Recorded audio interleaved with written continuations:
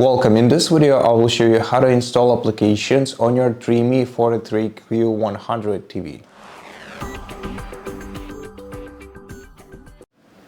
First of all, you're gonna have to select the Apps tab at the top of your screen, and then select the application that you want to install right here from one of the featured categories, or you can select a category of an application that you want to install to find it, or you can simply use the search field.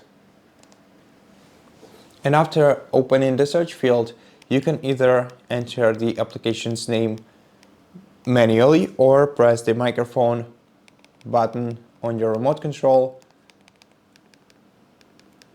and name the application to your voice assistant so that it writes it down for you. Click OK to start searching for the application, and once you find it, select it, click Install, and wait until this application is installed.